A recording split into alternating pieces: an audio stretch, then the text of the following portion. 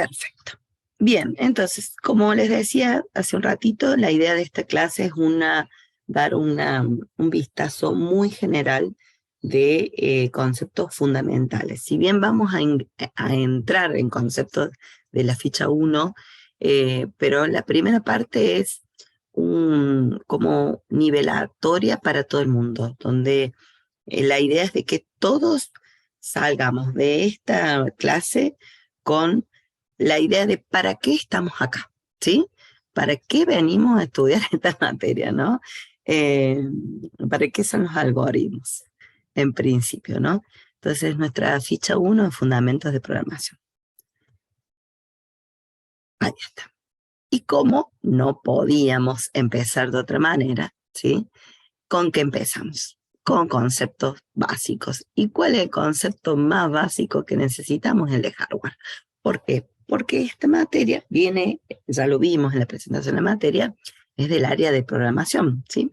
Así que ahora vamos a ver lo que significa programar y todo, ¿no? Pero desde el área de programación está relacionado al software. Y el software está relacionado al hardware, ¿por qué? Porque, bueno, el fin último es que un hardware inteligente pueda accionar, reaccionar y hacer algo, ¿no?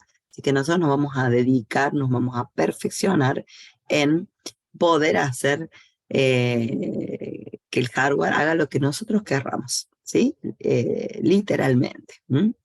Por supuesto que nuestro primer nivel, primer año, van a ser cosas muy sencillas, pero a medida que van a ir subiendo de nivel, ustedes de conocimiento van a ver que pueden hacer lo que quieran, ¿sí?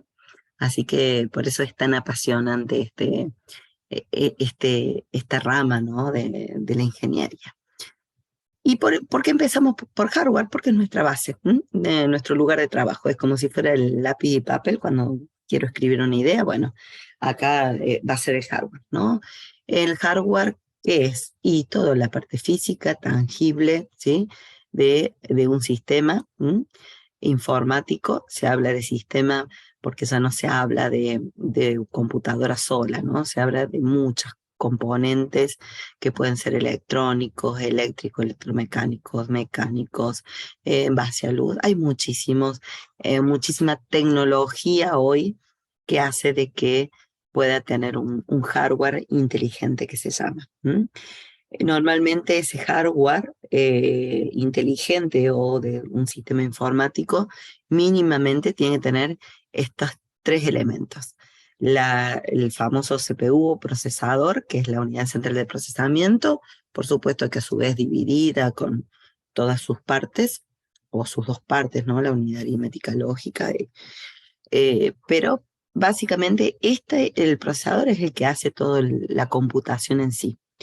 La memoria de trabajo o memoria RAM, ¿sí? Que acá la tenemos en este gráfico, yo siempre la voy graficando para que ustedes la vayan visualizando esquemáticamente, ¿no? Y los periféricos, tanto de entrada como de salida. La entrada es la lectura y la salida se llama la escritura. ¿Por qué necesitamos los periféricos? Porque fíjense en que esto está hecho, este gráfico está puesto con rayitas, ¿no? Está como una caja negra en realidad para nosotros, ¿no? Una caja cerrada, en donde la conectividad va desde CPU a memoria y de memoria a CPU. Entonces, si nosotros tuviéramos que conectarnos y poder darle órdenes al hardware, y necesitamos hacerlo a través de los periféricos.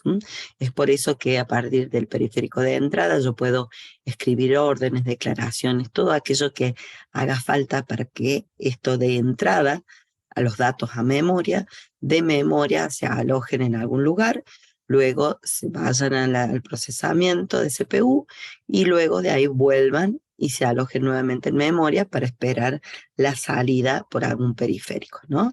Cuando hablamos de periférico de entrada puede ser un teclado, una pantalla táctil, ¿sí?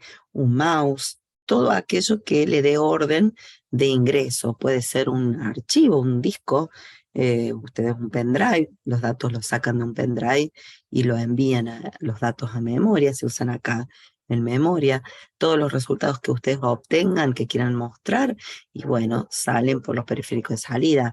La pantalla que ustedes están viendo, ya sea de una computadora, de un celular, la impresora, ¿sí? Todo aquello que, también un disco, un disco, una red, todo aquello que permita obtener esa información que fue procesada en algún momento, tiene la salida, ¿sí?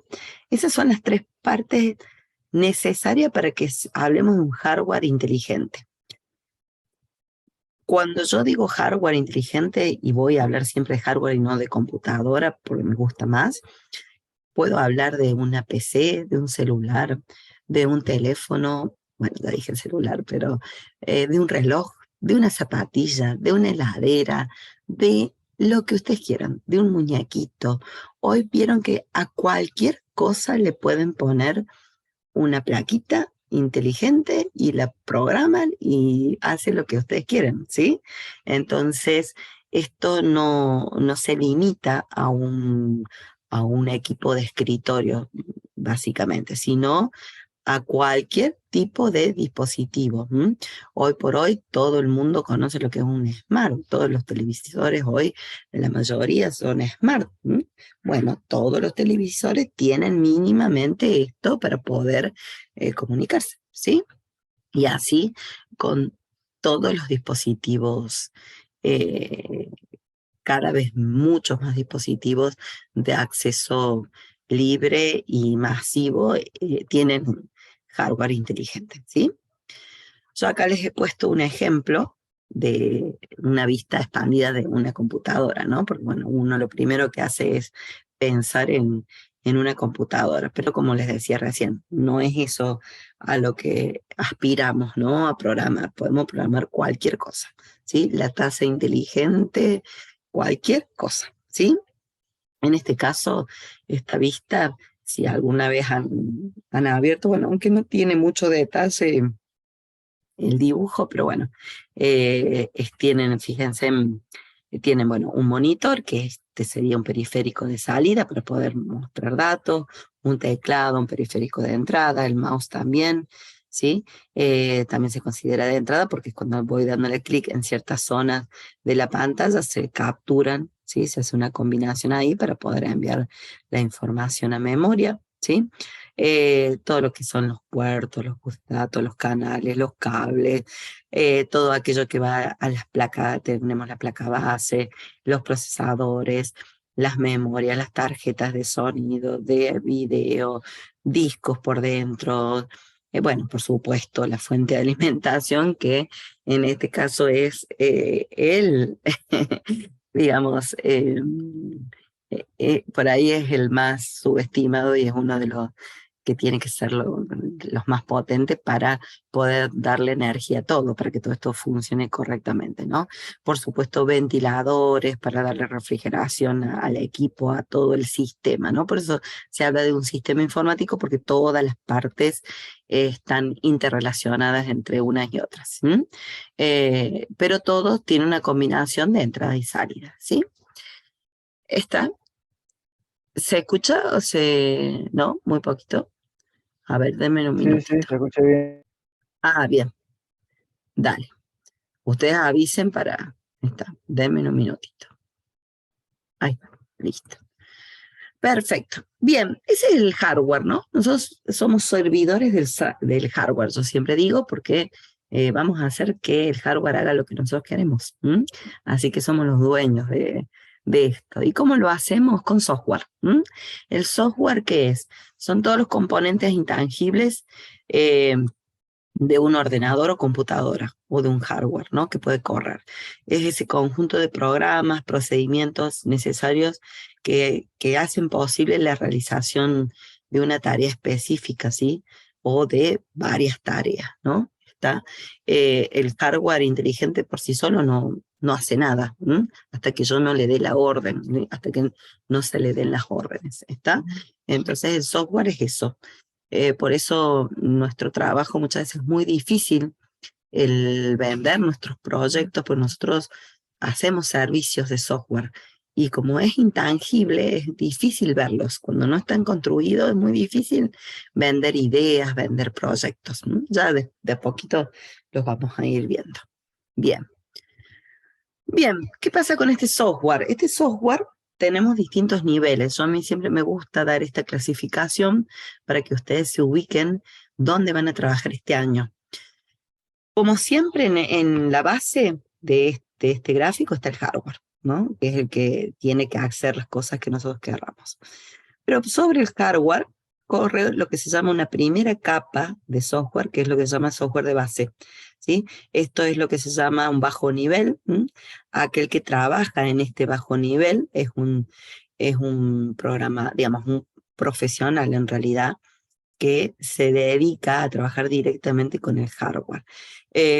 Generalmente en este nivel es un profesional, puede ser de sistemas, con un perfil muy de hardware, un ingeniero electrónico. Está hoy por hoy la tendencia es de los electrónicos cada vez más a trabajar con software de base. ¿Por qué? Porque hoy por hoy hay muchísima tecnología con hardware embebido, que se llama, ¿no? Así que tienen que poner software y hardware juntos.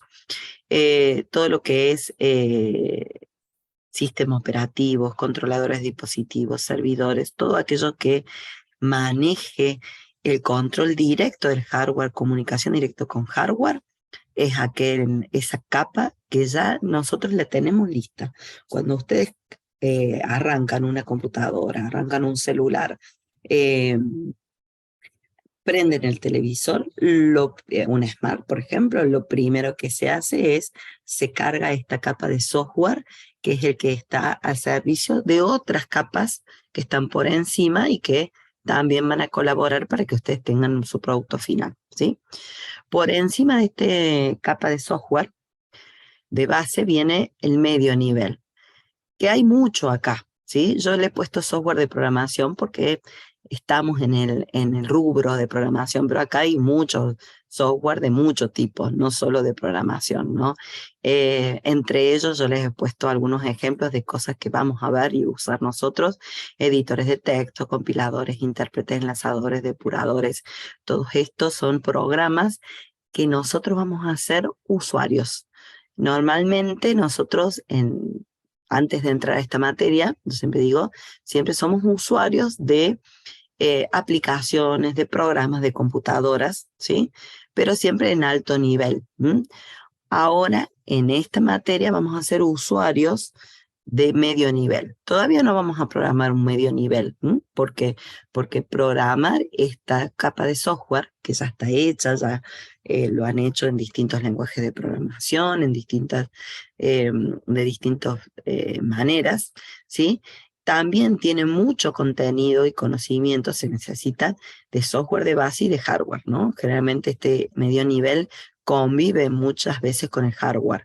Entonces también hay que tener mucho conocimiento técnico para poder trabajar y ser creador en esta capa. Por eso nosotros en esta materia solamente vamos a ser usuarios de esta capa, y sí vamos a empezar a aprender a programar en esta última, que es la de alto nivel, ¿no? Que es todo lo que es software de aplicación, que pueden ser aplicaciones. No vamos a llegar nosotros a desarrollar aplicaciones industriales, pero sí usamos industriales, ofimáticas, software educativo, médico, videojuegos. Usuarios somos de todo esto, ¿no? Páginas web, todo lo que ustedes esto que están viendo ahora, usuarios de Zoom, ¿sí? Alguien programó Zoom, nosotros lo estamos usando. El día de mañana ustedes programarán o crearán un programa similar a Zoom, ¿sí? O algún programa similar a alguna página web que ustedes están viendo, o algo que ustedes quieran hacer, ¿sí? Entonces, este primer año vamos a trabajar en este alto nivel. Y eso me lleva a que yo siempre les digo que cuando entramos a nuestras aulas de AED o de desarrollo, ¿no? A las clases de desarrollo, eh, nos ponemos la camiseta de programadores. Ahora vamos a ver lo que es un programador, ¿no? Pero, ¿por qué? Porque ya dejamos de ser usuarios y no, que ahora somos creadores de software. Así que todo lo que vamos a ver en esta materia es lo básico para poder empezar a crear software en esta capa de alto nivel. ¿Se entiende, no? ¿Sí? ¿A dónde vamos? Sí. ¿Sí? Sí, Bárbaro. Sí, Yo necesito ahí sí la devolución porque no los veo, así que ustedes díganme, ¿sí? Y si alguno es profesto, ni me dicen. Y si alguno quiere hacer un aporte, profe, mejor. ¿Sí? Decime. ¿se refiere a lo básico, tipo en este año o a lo largo, digamos, de la carrera? ¿A qué se refiere Eh, con lo básico? en este, eh, en este caso me refiero a la materia en sí, que es muy básica. Vamos acá por alto nivel. Pero a lo largo de la carrera, vos en segundo vas a tener una materia, bueno, PPR, paradigmas, que también trabaja en alto nivel. En general, todas las materias de software, del área que va por desarrollo software, en general, la mayoría son de alto nivel. Cuando ya llegas a tercero o cuarto, ya vas teniendo materias que te van ayudando para poder ir bajando a este nivel. ¿Qué significa? Para poder programar en niveles más bajos, más cercanos al hardware, necesitas conocimiento de hardware. Por ejemplo, en segundo año van a tener sistema operativo, van a ver lo que es un sistema operativo, cómo funciona, cómo está conformado. No van a programar un sistema operativo, pero ya van a empezar a tener conocimiento de lo que significa, ¿sí?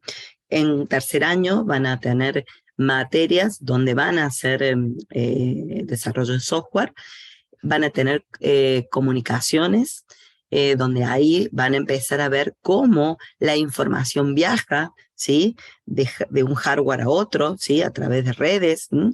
En cuarto también redes van a tener.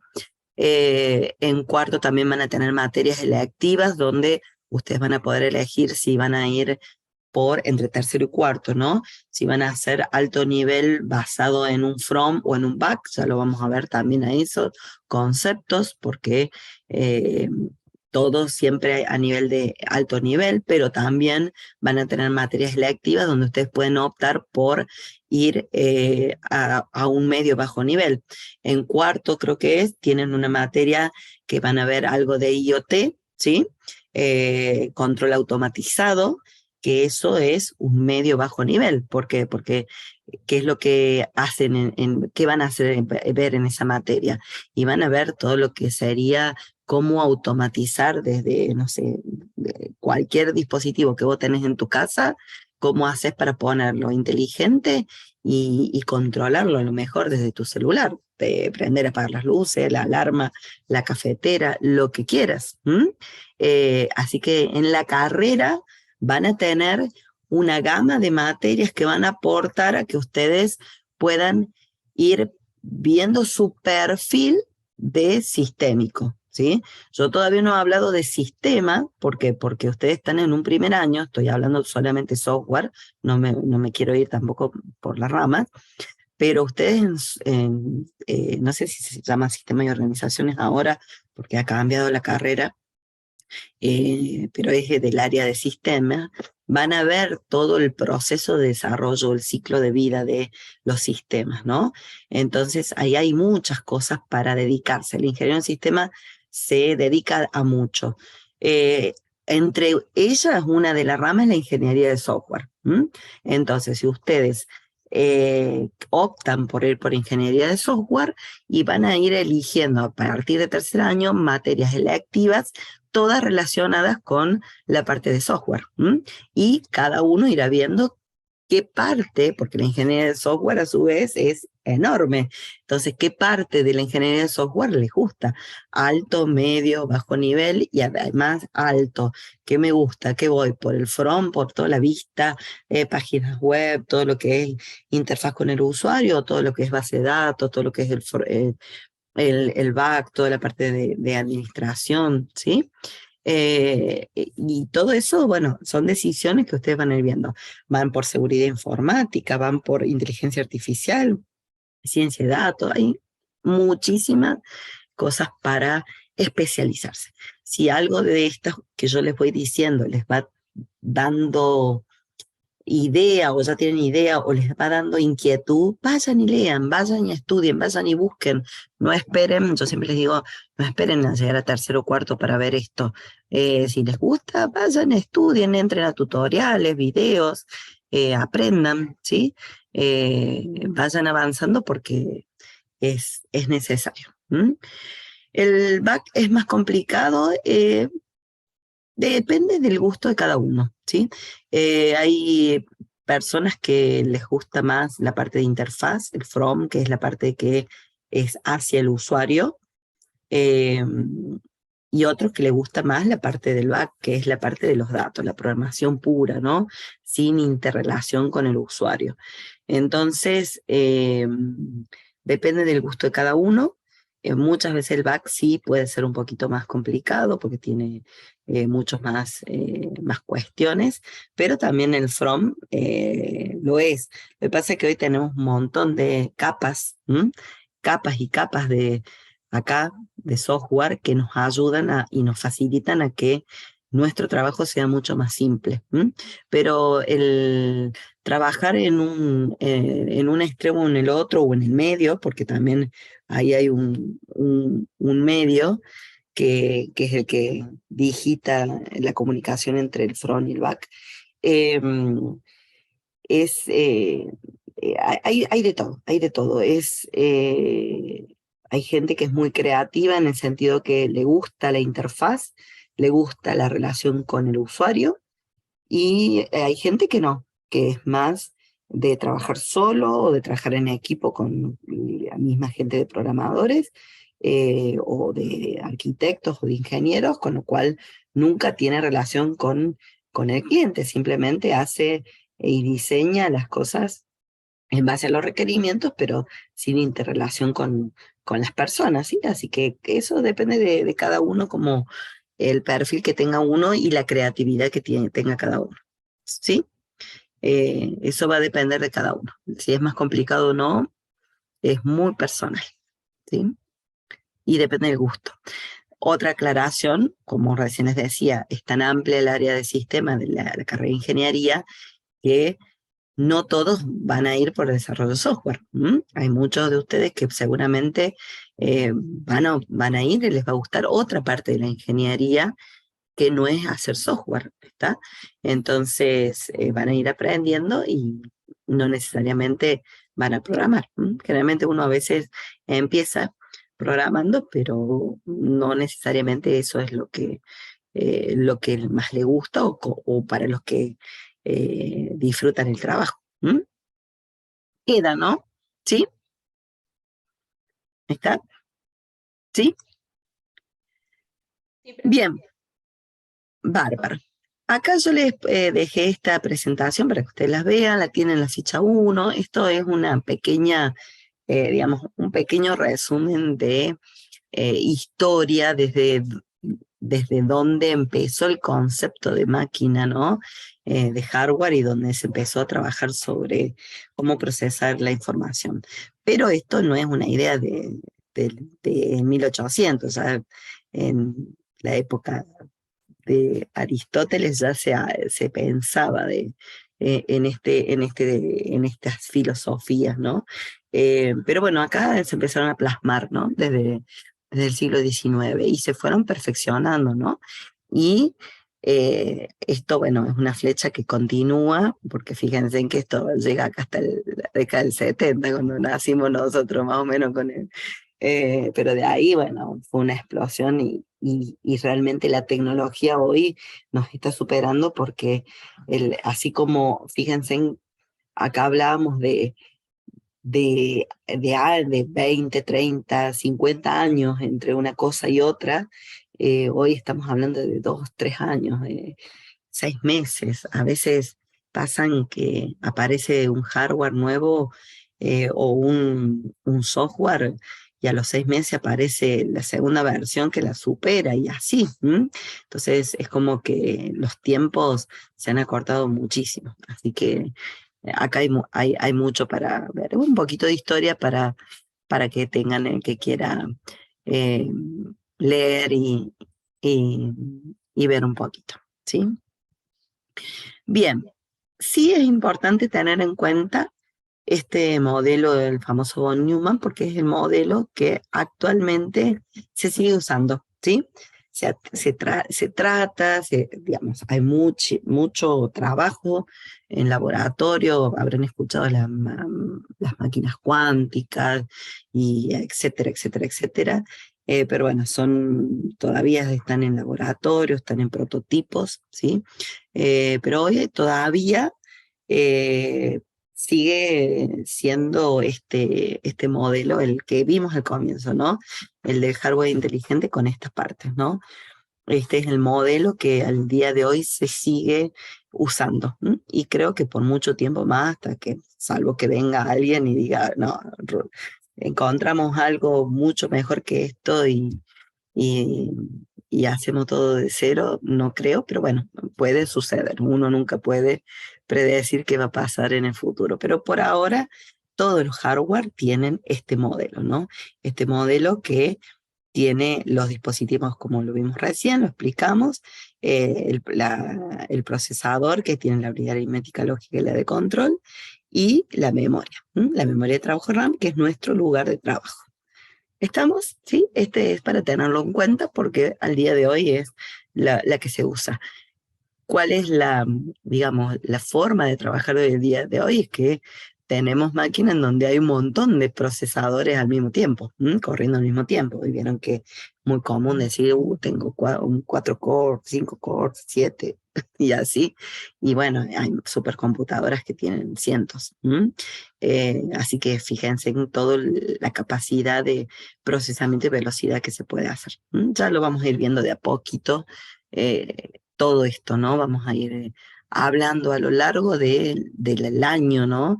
A medida que vayamos entrando en problemáticas más complejas, vamos a ir viendo cómo el avance de la tecnología ha ayudado a que se puedan resolver muchas cosas que antes eran muy difíciles. Y eso nos lleva también a este tema que es importante tenerlo en cuenta, por eso hasta acá es la parte bien introductoria para poder entender qué vamos a hacer. Nicolás pregunta, ¿cada núcleo de un procesador es una CPU? Sí, sí, cada núcleo tiene todas esas partecitas, exacto. Cada uno, cada núcleo es capaz de procesar individualmente cualquier orden que se le mande. Y el hecho de que tengas cuatro, por ejemplo, corriendo al mismo tiempo, significa que vos le mandas, suponte que vos tenés que hacer, que ese es el multiprocesamiento, ¿no?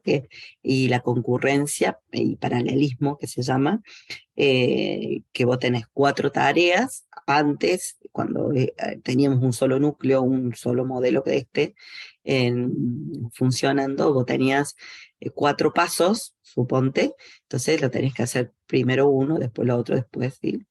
En orden.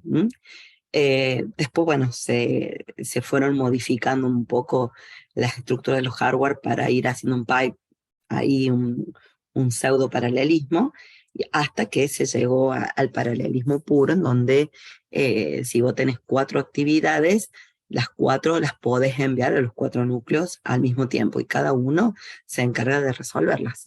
Así que en lugar de usar cuatro tiempos, usás en un tiempo promedio hace las cuatro cosas. ¿Sí? ¿Está?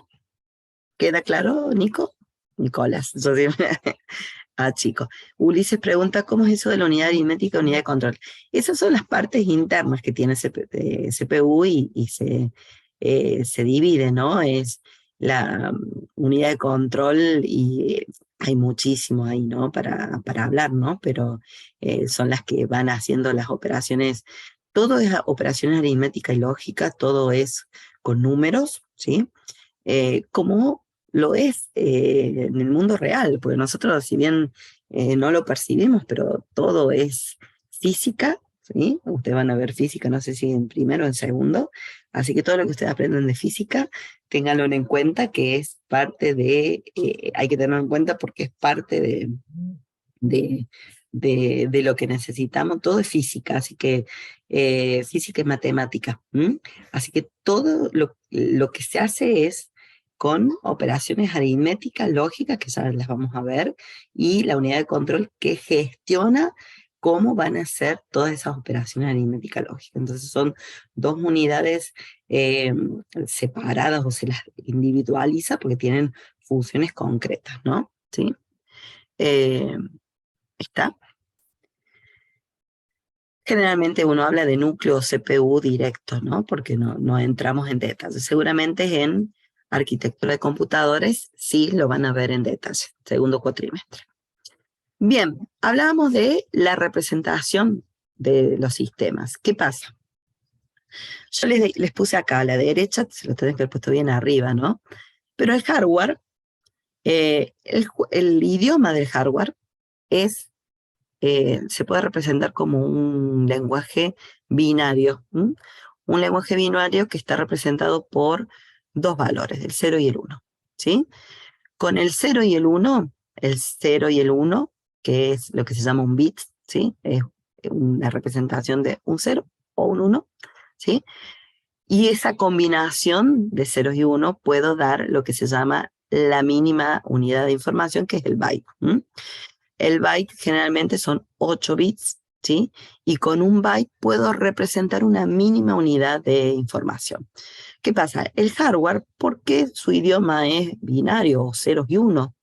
¿Por qué le encontramos esa vuelta matemática al hardware? ¿Por qué? Porque vieron que dijimos que el hardware es un sistema basado en electrónica, en luz, en mecánico, ¿sí? Todo aquello que supongan que tomamos electricidad, ¿sí? Que es el más común de los sistemas. Yo mando un pulso eléctrico y es un 1. Ausencia de pulso es un 0, ¿sí?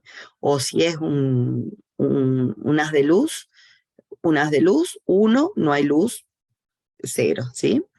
Eh, claro, exacto, Hernán. Nos dice verdadero o falso también.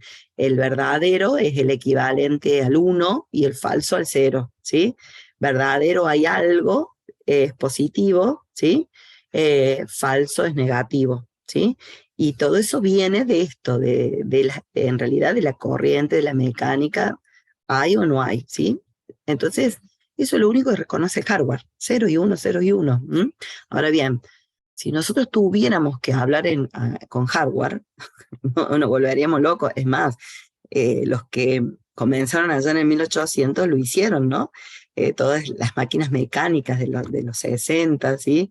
Y las programaciones de la década del 60 eran así, con tarjetas, no sé si alguna vez habrán escuchado, lo pueden leer, cómo se programaba con tarjetas perforadas, donde uno tenía una tarjeta y le ponía de un cartoncito, entonces donde le tenía un agujerito, sí, agujerito, no agujerito, entonces uno representaba un 1, un 0, un 1, un 0, y así se iba construyendo la información. Así imagínense lo que era programa.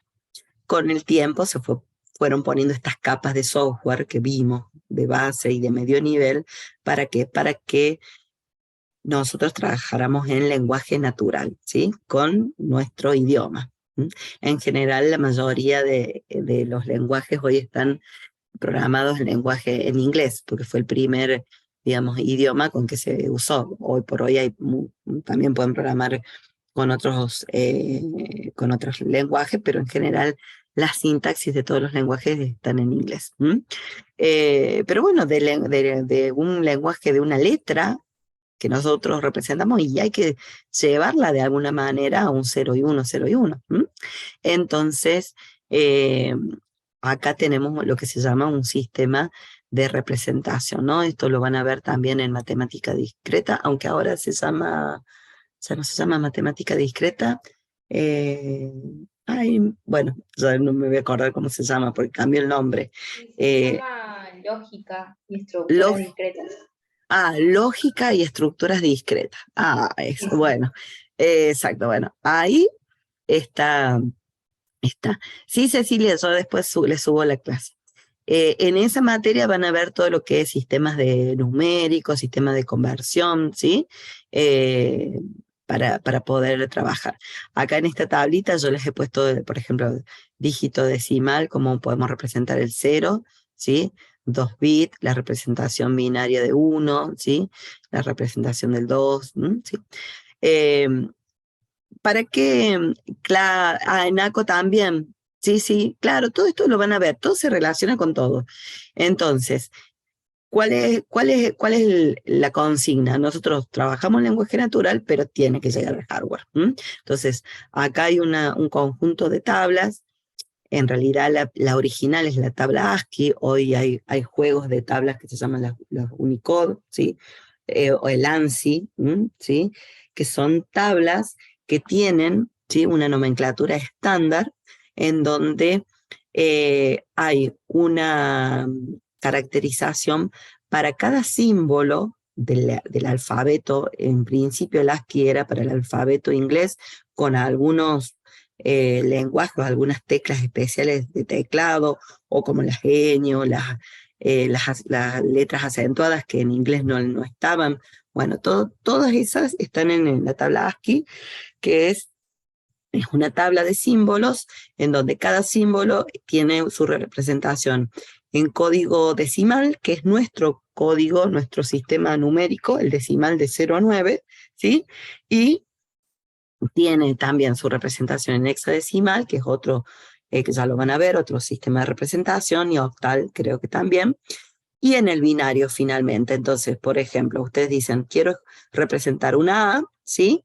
Y en realidad ustedes escriben una A, pero ¿qué es lo que hace esa capa de software que hoy tenemos y que gestiona ese medio y bajo nivel?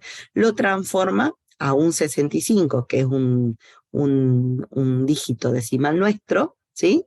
Y luego a un binario, ¿está? Al equivalente binario. Y así la máquina puede ¿Puede repetir funcionar. Sí, cómo transforma esa? está A, vos escribís la A, ¿sí?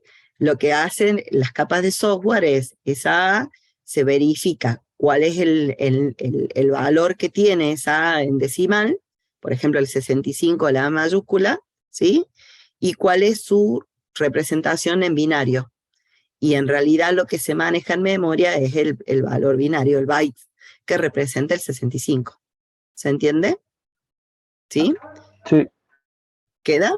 Es decir, si ustedes pudieran ver la memoria, acá van a ver todos ceros y uno, ¿sí? No podrían leerla. Muchas veces les ha pasado que ustedes quieren leer un archivo y les aparece números raros, símbolos, y no pueden leer. Bueno, eso es porque tiene ahí una codificación pseudo binaria, pero si pudieran ver un binario puro es cero y uno, cero y uno. ¿Alguna vez vieron Matrix, la película de Matrix? Bueno, eso que representaban en Matrix es tal cual. Eso es lo único que hay, ¿dónde? En memoria, ¿sí? Sí, te sale todo en árabe. Sí, sí, sí. En memoria, por eso yo les puse acá la memoria que es. Son celdas, ¿sí? Es un espacio, la memoria RAM, es un espacio que está sectorizado en celdas, pequeñas celdas, en donde en cada celda hay lugar para un byte de 8.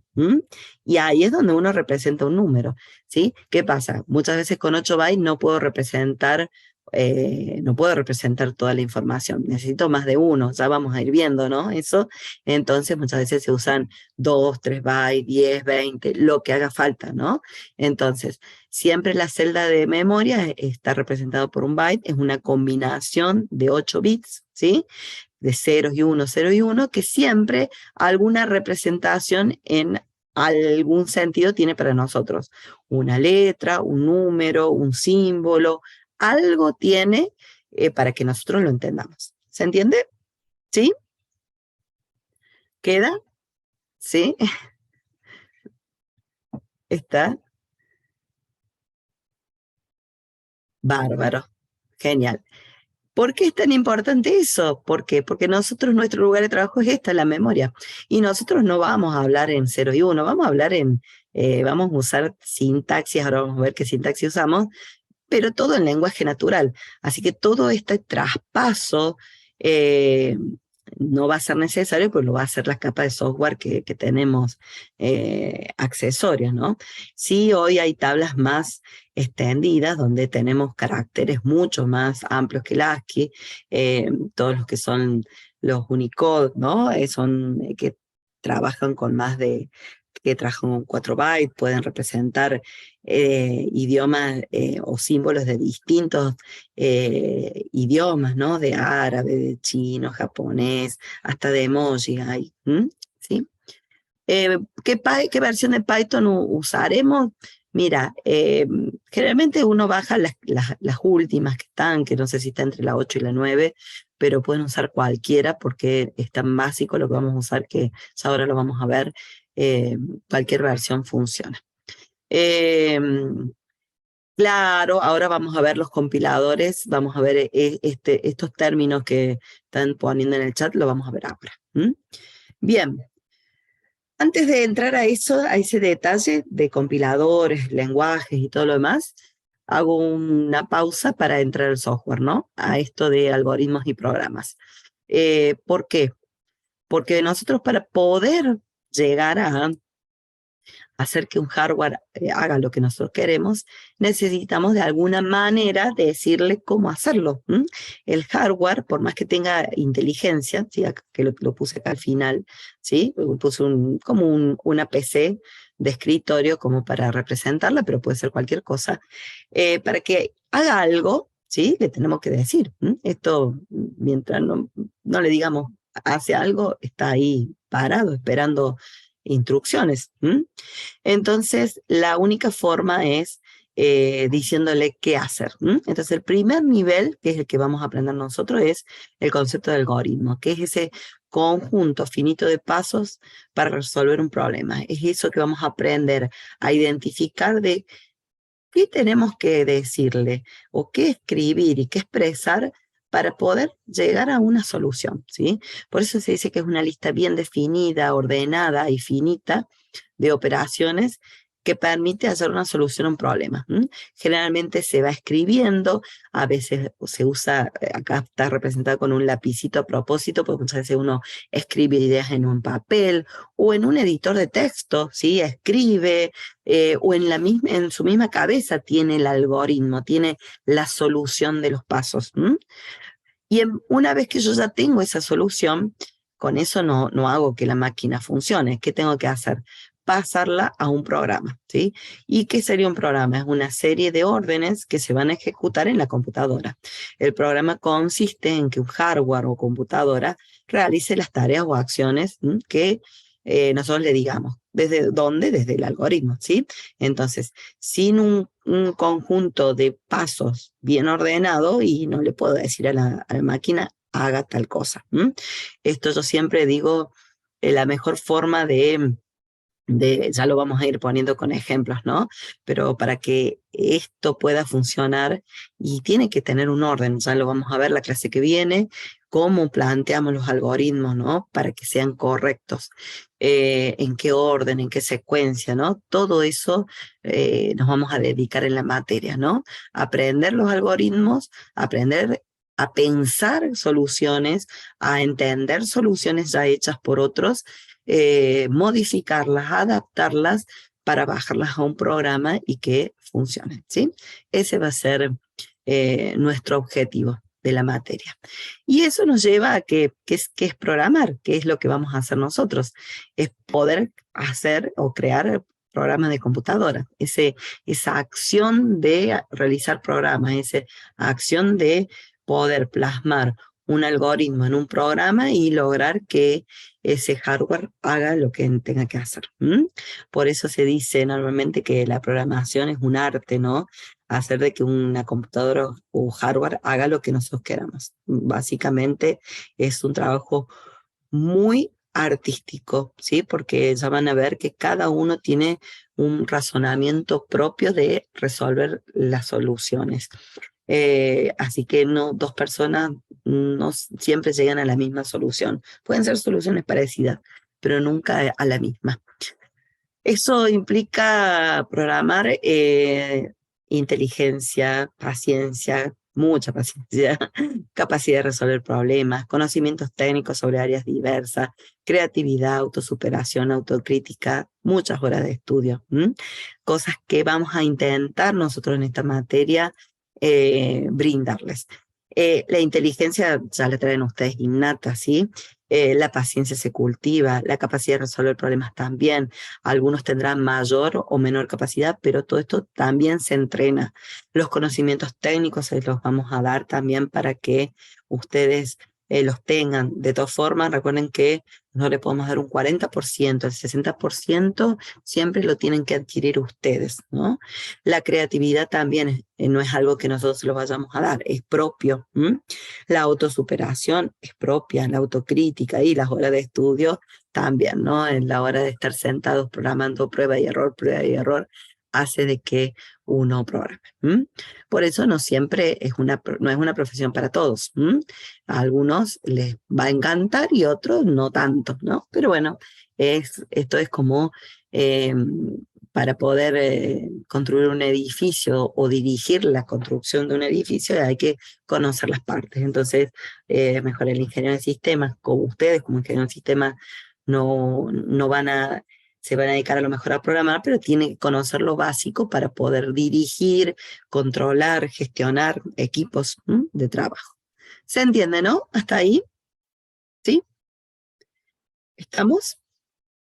Bien, con respecto a los algoritmos que habíamos dicho, siempre vamos a trabajar, esto lo vamos a hacer bien en la clase que viene, vamos a regirnos por este gráfico inicial, datos, proceso y resultado. Esto es una estructura muy básica, una estructura que se repite en todo el ciclo sistémico y en todos los sistemas. ¿Por qué? Porque todo sistema se lo puede ver como una caja negra, ya lo van a ver en las materias sistémicas, en donde siempre hay datos de entradas y datos de salida. ¿Qué significa esto? Que nosotros cuando queremos hacer algo, tenemos que saber cuál es el resultado, qué es lo que queremos hacer, ¿sí? Por ejemplo, queremos, no sé, comer una torta. No se me ocurre ahora, estamos con hambre, queremos comer una torta, ¿sí? Ese va a ser mi resultado, ese es mi deseo, comer una torta, ¿sí? Y bueno, ¿cómo voy a hacer con la torta? Si la tengo, bueno, voy y la como, pero si no la tengo y la tengo que comprar o la tengo que hacer. Entonces, acá empieza a variar los datos, con qué datos cuento, ¿sí? Si yo tengo los datos y bueno, ya mi proceso va a ser, tengo la torta, bueno, como la torta y listo, ¿sí? Ahora bien, no tengo la torta y bueno, la quiero comprar, bueno, tendré que ver acá qué datos necesito, qué cosas tengo que hacer para poder ir a comprarla. Hacer todo el proceso de compra para después poder comerla. O si quiero prepararme yo la torta, ¿sí? También, ¿con qué herramientas cuento? ¿Con qué ingredientes cuento para poder hacer la torta? Y el proceso será construir la torta o fabricar la torta para después comerla. Entonces, siempre, no importa el grado o el nivel de que tengamos que hacer del proceso, siempre vamos a tener bien claro cuál es el resultado, qué datos tenemos y cuál va a ser el proceso. ¿Se entiende? Y con esto vamos a trabajar de ahora para siempre. ¿Sí? ¿Está? ¿Me siguen? ¿Sí? Esa es la clave para poder entender cómo le tenemos que decir al hardware que haga las cosas. Y ya lo vamos a ir viendo en detalles. Para poder resolver cualquier problema, para ayudarlos a ustedes, eso lo vamos a hacer el viernes que viene en la clase del teórico, cómo hacer estos pasos y cómo enseñarles a pensar esto, a estructurar de esta manera las soluciones. Siempre lo primero que tengo que hacer es entender el problema, qué es lo que se quiere hacer, ¿sí? Después especificar un algoritmo, decir, bueno, a ver, ¿cómo voy a resolver o cómo voy a encontrar la solución a ese problema? ¿Cuál va a ser la solución de mi problema? Después, una vez que la tengo, como yo lo quiero hacer en el ámbito de un hardware, para que el hardware haga eso, y tengo que desarrollar un programa. Y luego ponerlo en ejecución, verificar la ejecución del programa, ¿sí? Así que todos estos pasos son los que vamos a aprender, ¿sí? A lo largo del año. Este es el más difícil. Muchas veces entender el problema. Especificar esto también, ¿no? Todo viene de la mano, pero una vez que yo pasé estas dos etapas, luego hacer el programa y probarlo, ya luego se empieza a poner mecánico. Pero esta es la parte más difícil siempre, ¿sí? Nunca se termina de aprender esto. Lleva mucho tiempo, eh, meses, años. ¿Por qué? Porque estos problemas cada vez van siendo más complejos, entonces, y muchas veces nos encontramos con problemas no conocidos, y cuando es un problema desconocido hay que entenderlo, abstraerlo, ya vamos a ver, para poder luego encontrar una solución. Así que con esto vamos a trabajar siempre. Con respecto a la parte del software, ¿no? Para poder hacer estos programas, necesito de herramientas, de ayuda para poder hacer. ¿Para qué? Para que, esto que decíamos hace un ratito, el hardware solo reconoce código de máquina, ¿no? Así que para que el hardware haga algo, tiene que recibir todos ceros y uno, o representar su información en ceros y unos.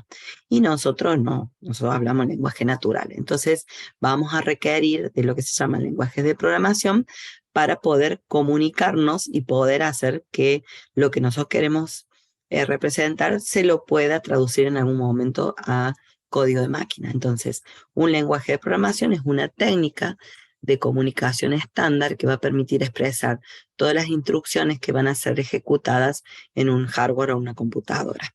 Siempre usa un conjunto de símbolos, palabras, reglas para combinarlas, ¿sí? De una manera precisa y detallada, ¿sí?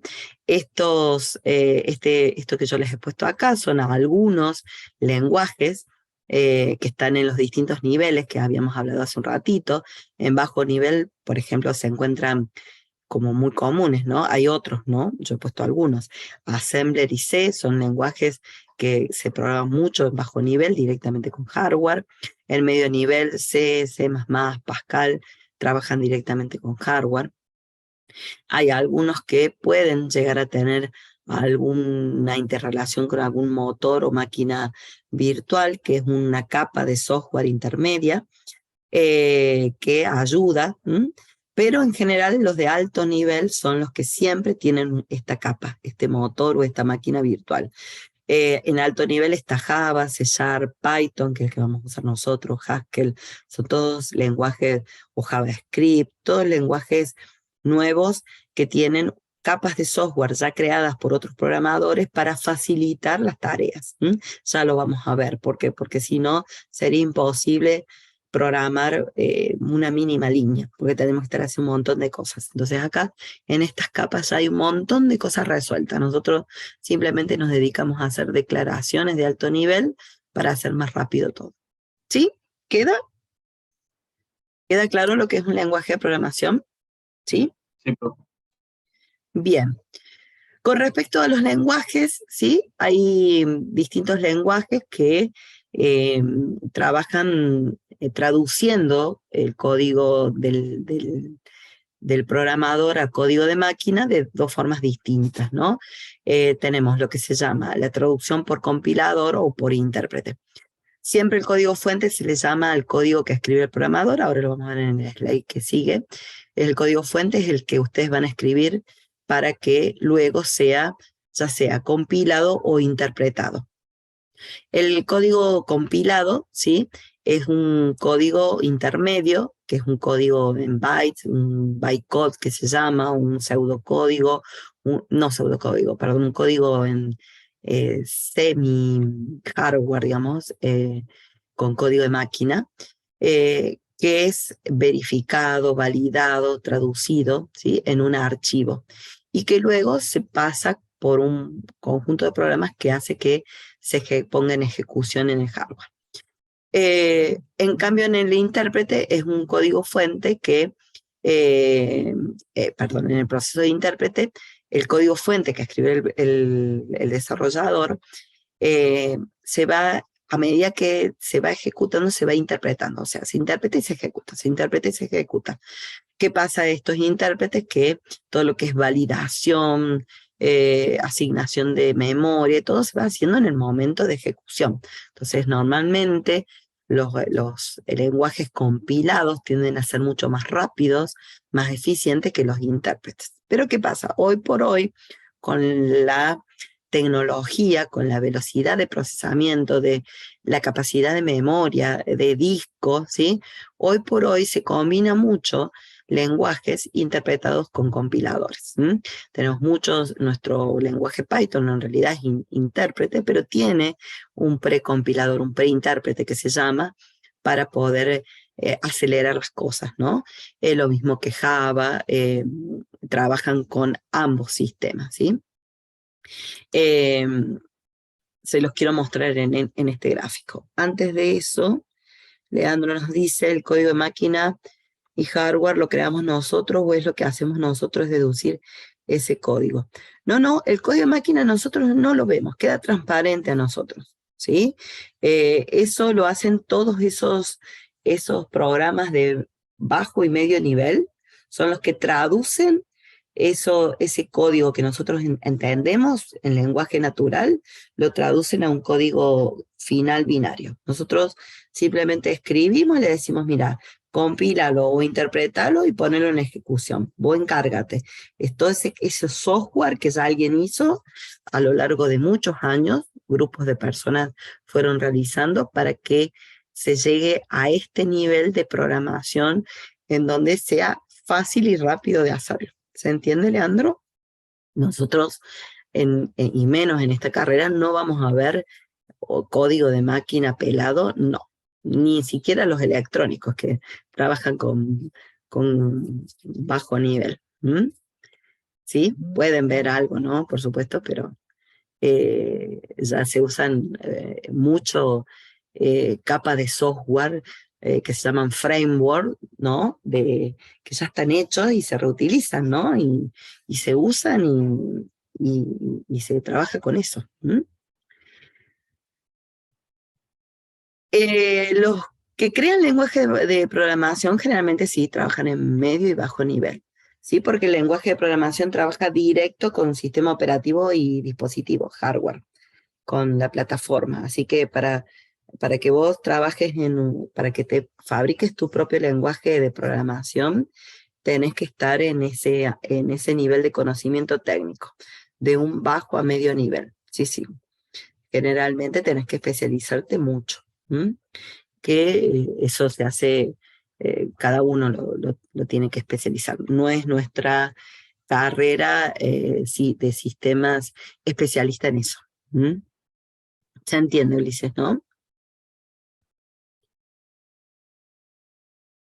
Bien. Acá yo les puse el gráfico para complementar un poco la idea de recién. Nosotros dijimos que partimos de un algoritmo, de una idea, de una solución, el desarrollador, lo traduce a un código fuente, ¿sí? A un programa, un código fuente escrito en un lenguaje de programación, y luego ese código fuente se compila o se interpreta, o ambas cosas, porque hay distintas etapas, y se pone el código de ejecución. Todo esto lo hace el lenguaje de programación, y en el caso de la ejecución lo hace el lenguaje de programación con el sistema operativo. Y todo eso se pone encima de hardware para que el hardware ejecute, ¿sí? Bien, y la clase tenemos hasta las 8:30, así que un ratito más y ya terminamos. De todas formas, la vamos a grabar, ¿sí? Así que se las dejo grabar. Bien, quedó claro, ¿no? ¿Sí? Entonces nuestro lenguaje de programación que vamos a usar es Python. Hay muchísimos lenguajes, ¿no? Como vimos, pero vamos a ver Python. Python, lenguaje de programación, es interpretado, ¿sí? Si bien las nuevas versiones tienen preintérpretes y compiladores, pero en general la ejecución final es interpretada. Es de alto nivel, muy alto nivel, multiplataforma, multiparadigma, multiplataformas porque puede correr en distintas máquinas con distintos sistemas operativos, distintas tecnologías. Con multiparadigmas ya vamos a ver porque ya vamos a ver más adelante, estructurado de objetos, tipado dinámico, también todo esto le vamos a dar sentido más adelante. No me quiero detener en esto para no confundirlo, ¿sí? Ya los vamos a ir viendo. Vamos con elementos básicos necesarios para poder arrancar, ¿no? Como para poder entender lo que es la sintaxis. Siempre que empezamos con cualquier lenguaje de programación, vamos con la tipificación. ¿Por qué? Porque es la información que vamos a manejar en memoria. Dijimos que nuestro lugar de trabajo es la memoria, así que todo lo tenemos que manejar en memoria, ¿sí? Sí, Joel, se podría usar, pero ya dijimos, no lo recomendamos por el tema de que en los laboratorios hay PyCharm. Si vas a switchar y conocer ambos lenguajes y cuando vayas a rendir el parcial podés usar PyCharm, no hay problema, ¿sí? Bien, con respecto a la tipificación, ¿sí? Todos los lenguajes de programación tienen tipo de datos y necesitamos de alguna manera poder representarlos en memoria. ¿Qué pasa con esos datos? Esos tipos de datos van a formar parte de los datos de entrada, de los resultados y de los procesos. En Python tenemos un conjunto de valores, en todos los lenguajes, ¿no? Pero en Python tenemos conjunto de valores y operaciones asociados a esos datos. En Python tenemos, por ejemplo, el tipo bool o booleano que se llama, que acepta valores lógicos, tienen un byte para cada variable y tiene como rango de valores el true o false. El false es el 0, ¿sí? Ese valor que me dice no hay ausencia de energía, de luz, y el 1 o el true, que es el verdadero. Luego tengo el entero numérico, sin decimales, ¿no? Que es dinámico y se va a ir construyendo de acuerdo a el número que uno represente. Luego tengo el float, que es para números reales, que se representa con 8 bytes, donde puedo llegar a poner hasta 15 decimales.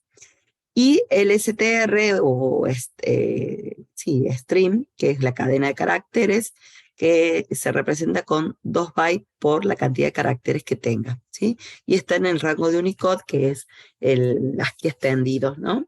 Entonces yo ahí con un string puedo representar palabras, nombres, ¿sí? Entonces, por ejemplo, ya lo vamos a ver, la clase que viene, ¿sí? Si yo tengo que poner hola, H-O-L-A, ¿sí?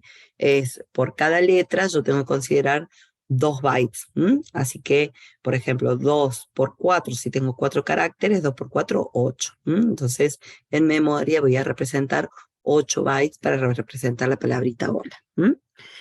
Bien, ¿qué voy a hacer con esos tipos de datos? Con esos tipos de datos voy a crear o se van a crear lo que se llaman las variables, que son los lugares o los grupos de bytes que están en memorias asociados con un nombre, ¿sí? O un identificador que va a llevar un tipo de dato asociado, tiene una ubicación física en memoria, que nosotros no la manipulamos en Python, pero sí la tiene, ¿sí? Y se puede almacenar cualquier información que sea de ese tipo, ¿sí? Si yo le digo, mira, vamos a poner números enteros y pondremos solamente números enteros.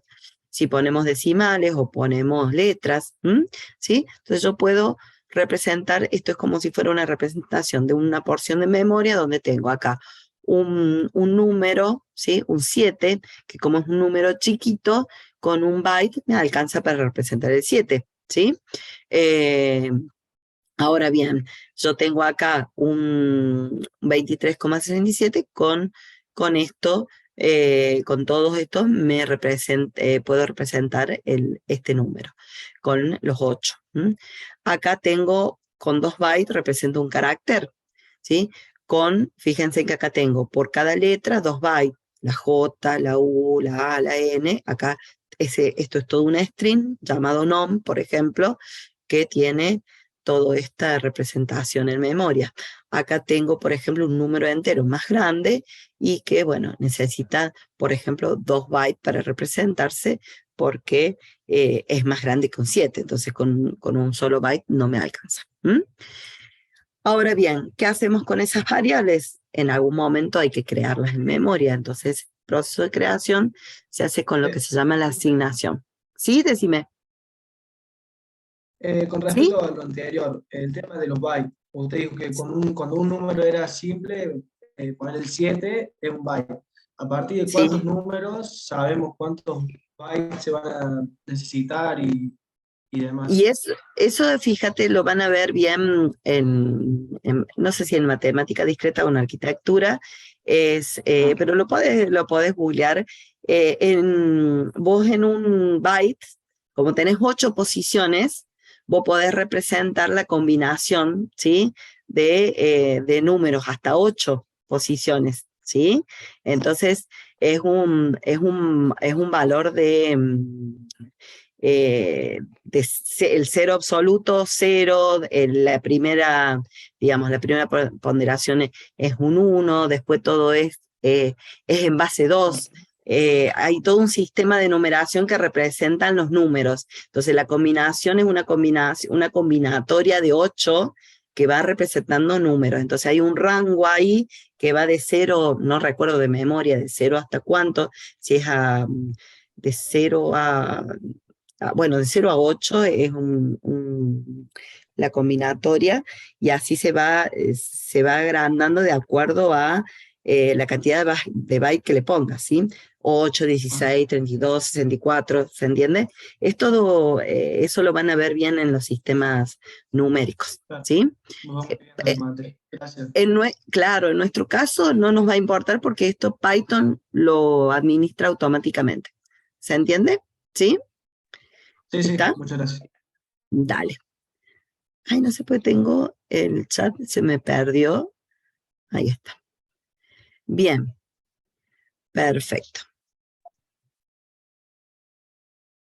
Uy, me estaba haciendo. Acá está. Se me había ido el chat lejos, así que está. Bien, decíamos que con estas dos cosas, con lo que es una variable y un tipo de dato, podemos crear en memoria. Para poder crear en memoria tenemos que usar el proceso de asignación que se llama, que es el proceso de darle un valor inicial a una variable, ¿sí? Y es el momento de crearla. Y si la variable ya tenía algún valor, se le cambia su valor, ¿sí? Entonces, se usa el operador igual para poder hacerle una asignación. Entonces yo puedo ponerle cualquier nombre, ya vamos a ver el tema de los nombres, por ejemplo, A igual a 7, ¿sí? Entonces en memoria ya vamos a ver después cómo yo puedo crear en memoria un valor que apunta al valor 7, ¿sí? Como Python maneja automáticamente la cantidad de bytes, yo no necesito saber si esto tenía un byte, 2, 3, 4, ¿sí? No es como en otros lenguajes de tipado más fuerte, donde sí hay que prever cuántos bytes necesitamos. Acá no, por ahora no es relevante. Por eso es lo que decíamos, Java es de tipado dinámico, entonces no solamente que administra Python, perdón, el manejo de memoria, sino que una variable puede recibir y almacenar valores de distintos tipos porque las va creando y destruyendo a medida que necesita el espacio, Python. Entonces, por ejemplo, yo puedo asignarle un 20 a una variable n, y luego después asignarle un nombre o después asignarle un valor falso, ¿sí? Y no va a haber ningún problema porque esto lo hace en forma dinámica, transparente para el usuario. Ya vamos a ver que cuando uno define un tipo de dato trata de no cambiarlo, ¿no? Por diseño, pero Python sí nos permite hacer esto. ¿Qué más? ¿Qué no se puede hacer en Python? No se puede usar una variable sin haberle asignado un valor. Yo en este caso asigné a la variable A un 34 y después puedo hacer algo como imprimir, ya vamos a ver, mostrar el valor por pantalla, pero yo no puedo usar una variable B sin alguna vez haberla creado.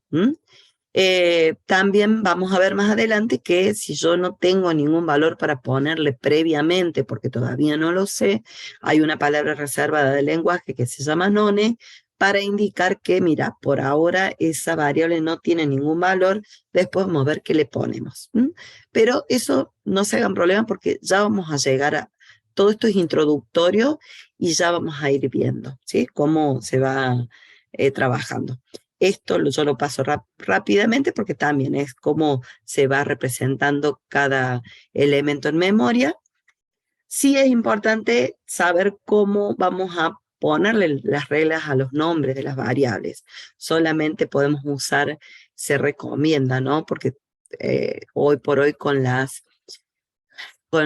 con los lenguajes nuevos, con las versiones nuevas, podemos usar ñ, palabras acentuadas, pero se recomienda que no, ¿sí? Así que se recomienda usar letras del alfabeto inglés que no tengan ni ñ ni acentos. Se pueden usar mayúsculas y minúsculas o dígitos, se pueden usar el guión bajo.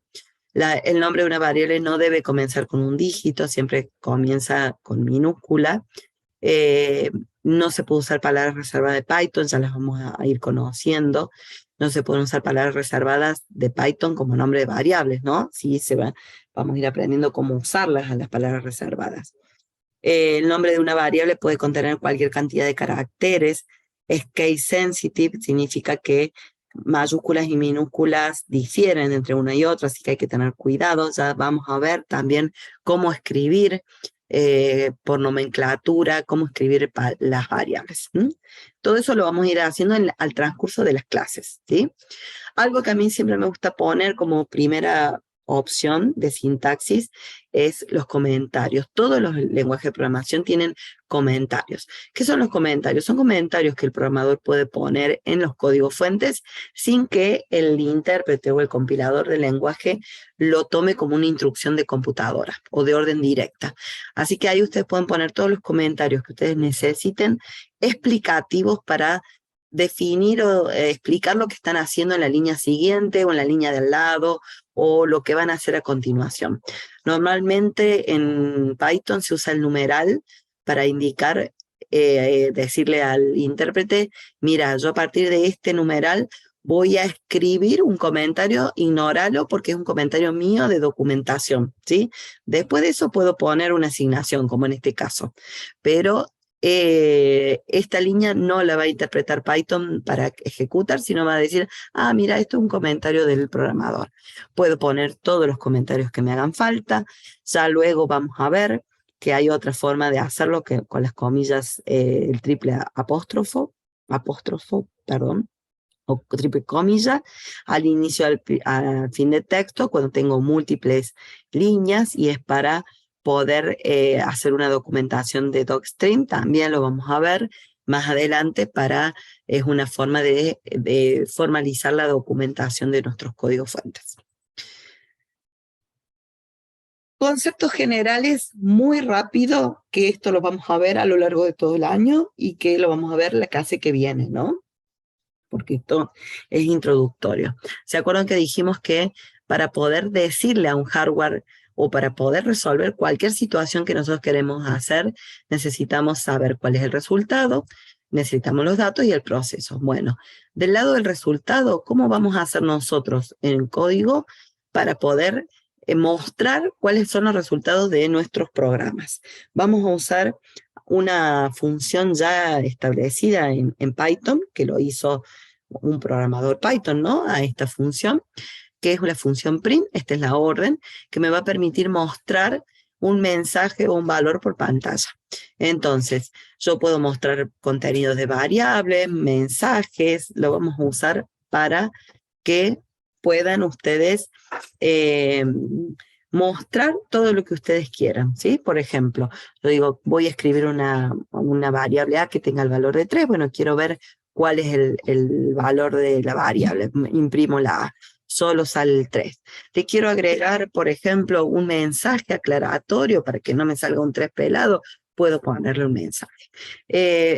Todo lo que yo quiera, ya vamos a ir viendo, ¿sí?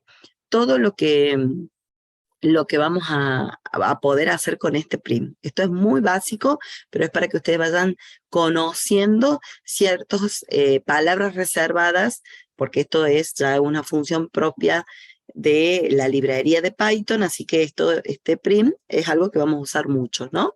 Después vamos a ver todos los detalles en clases posteriores.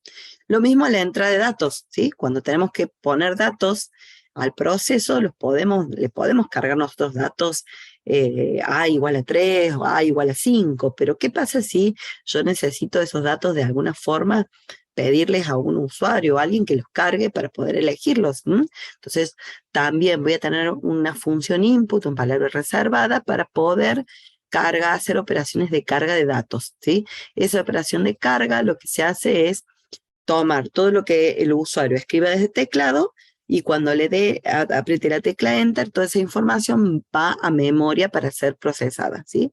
Entonces, lo que hace esta función o este proceso que ya está implementado, una capa de software que toma como parámetro una cadena que uno le pone para ponerle un mensaje al usuario de informativo, ya lo vamos a ver la clase que viene, y lo que va a pasar cuando el usuario escribe y ponga el Enter, va a volver toda esa información a memoria. Y siempre ese retorno hay que guardarlo en alguna variable. Por eso el input es lo vamos a ver siempre al lado de una igualdad, con un nombre. ¿Por qué? Porque necesitamos que eso que alguien escribió lo guarde en la memoria, si no se pierde, ¿no? Distinto así con el print, que no lleva nada de igualdad. Fíjense, print y nada más. No hay ninguna igualdad. ¿Por qué? Porque el print es salida, mira, te muestro. En cambio, el input es recibo algo y lo guardo en memoria. Recuerden que siempre todo lo tengo que guardar en memoria, así que siempre le tengo que poner algún nombre, algún lugar, algún espacio en memoria. ¿Sí? ¿Me siguen en esos dos conceptos? ¿Quedan? En general, recuerden que esto es introductorio, ni mucho menos el detalle, ¿no? Es simplemente qué es lo que vamos a ver a lo largo de todo el año, ¿no? Con un poquito más de detalle, pero también lo van a ver más en el práctico, lo vamos a ver en próximas clases. El input tiene la particularidad en Python de que solamente recibe los caracteres del teclado. Entonces, si yo tengo que pedir un número, como eso va a venir en formato de carácter, tengo que hacer una transformación a número. Entonces ya vamos a ver que cuando tengamos que hacer el ingreso de números, siempre al input lo vamos a escribir o con un prefijo int para transformar a un número entero o un prefijo float para transformar a un número flotante. Ya lo vamos a ver, no se hagan problema con esto, porque vamos a trabajar mucho, ¿sí? Yo se los dejo acá en la presentación para que les quede documentado nada más, pero no se hagan problema, no es necesario aprendérselo de memoria, ni mucho menos por ahora, ¿sí? Ya a partir de las próximas clases vamos, la semana que viene o la otra vamos a empezar, ¿sí? Bien, y por último, el proceso. ¿Está? Fíjense que yo empecé por las salidas, cómo salía la información, cómo entraba, pero ¿qué tengo que hacer en el proceso? Bueno, el proceso es lo más complicado. Nosotros vamos a empezar hoy con algo muy sencillo que es cómo sería un proceso de una suma, nada más, muy simple, con una expresión aritmética. Es decir, supónganse que yo digo, esto es un paso a paso que yo lo escribiría en un papel, ¿no? Yo digo, mira, pongo en una variable le pongo un 10, en otro le pongo un 7 y después en una suma quiero poner número 1 más número 2, ¿sí?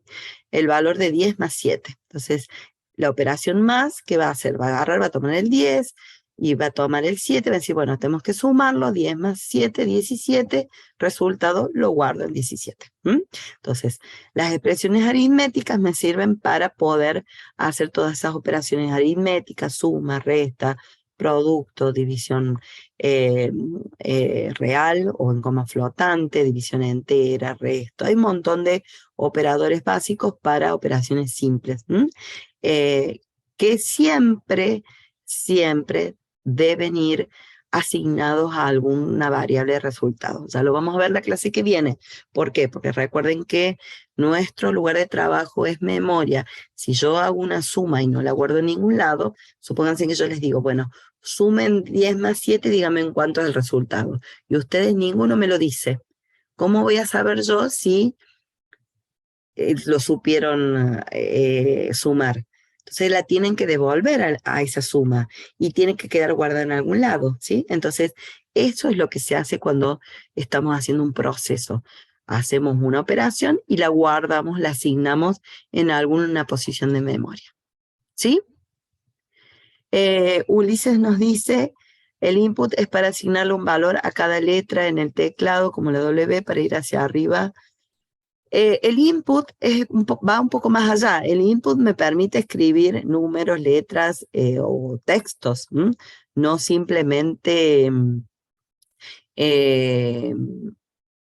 un solo carácter. Normalmente el input siempre requiere del enter final para decirle acá terminó la entrada de datos. Cuando vos haces con el juego, cuando haces el juego con teclado, cuando vos apretás la W, en el acto vos tenés un software ahí que está escuchando, digamos, o está, digamos, recibiendo esa letra, entonces vos apretás la W y en el acto manda el código de la W, ¿sí? A memoria, y se interpreta que eso tiene que hacer subir el cursor para arriba, ¿sí? Pero no hace falta el enter, ¿sí? No es necesario el enter.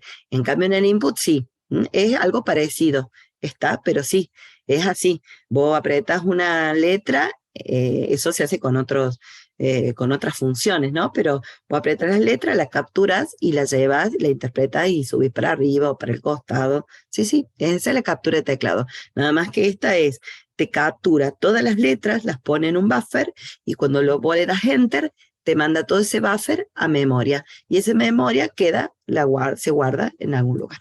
¿Sí? ¿Queda? ¿Sí? Y por último, y ya terminamos, pues llegamos justito a la hora, en realidad la hora es hasta las y 40, pero yo siempre la termino a las y 30 para darles los minutitos, porque después vienen otras materias, así tienen un recreito. Hoy no porque es feriado, ¿no? Pero bueno, normalmente vamos a hacer así. Acá les puse un ejemplito de procesos muy simples, ni siquiera con ingreso de datos por teclado, simplemente asignación de prepo, ¿no?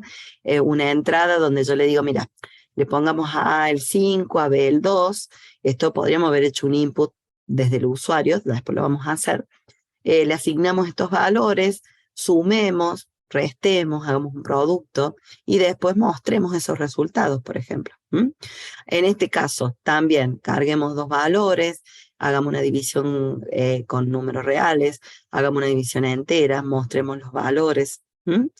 En este también es el módulo, normalmente esto es el resto módulo de una división entera. ¿Qué significa? Esto lo vamos a usar mucho para ver si un número es par o impar, por ejemplo. Si yo divido A sobre B y el resto me da 0 es porque es un número par. Lo vamos a usar bastante. Este asterisco es la potenciación, un número elevado a tanto. Entonces yo, en lugar de poner 2 elevado a la 3, le digo, mira, guarda el 2 en A, pone el 3 en B y A elevado a la B. Esto es lo mismo que decir 2 elevado a la 3. Y luego mostrame el valor. Entonces, ahí lo vamos viendo. ¿Sí? ¿Queda? Todo esto vamos a trabajar de a poquito y vamos a ir empezando. Esto es muy introductorio, pero se los quería mostrar y se los quería dejar grabado para que les quede y cuando vayamos a la próxima clase, que va a ser la semana que viene, ya vayan con una idea en la parte práctica y en el teórico que vamos a hacer, vamos a trabajar sobre esto, ¿no? ¿Sí? Catherine que me está preguntando, la clase 18:15 o 18:30. La hora oficial es 18:15, generalmente yo empiezo 18:30, doy 15 minutos de margen, sobre todo para la gente que trabaja. Así que yo siempre estoy 18:15 en aula aproximadamente y 18:30 empezamos, así nos quedan las 2 horas completas de clase. En realidad es hasta las 20:40, pero yo siempre trato de llegar 20:30 si les quedan 10 minutos de recreo, porque no tienen recreo entre la próxima, que no sé si es análisis o álgebra. Siempre es unas ciencias básicas, así que es dura. Así que es para el turno noche, sí, para los que son de turno noche. Para los que son de turno tarde, también. Siempre trato de terminar 10 minutitos antes por lo mismo, porque si no tienen que empezar... vienen también ahí análisis o álgebra o física, uno. Así que siempre trato de darles 10 minutitos antes para que se despabilen un poco, porque si no salen abrumados y entran a materias difíciles también. Bien, ¿estamos hasta ahí, chicos? ¿Quedó? ¿Alguna duda? ¿No? Bien. Bueno, espero que les haya servido. Sé que hay muchas cosas que algunos ya sabían, y otras cosas que las fui muy rápido esta última parte, pero no se hagan problema porque vamos a trabajar sobre esto. Así que esa es la idea, ¿no? Que vayamos trabajando de a poquito y sigan, ¿sí? Sí, Joaquín, si querés abrir el micrófono. Sí. Antes de que se me escuche bien. Sí, sí, te escucho bien. Bien. Antes de que se vaya, le puedo hacer una consulta sobre el Sí, tema sí, del sí. aula. Dale, dale. Ahora, Dame un minutito más. dame un minutito. Voy no hay más dudas de la clase. Voy a poner la pausa en la grabación.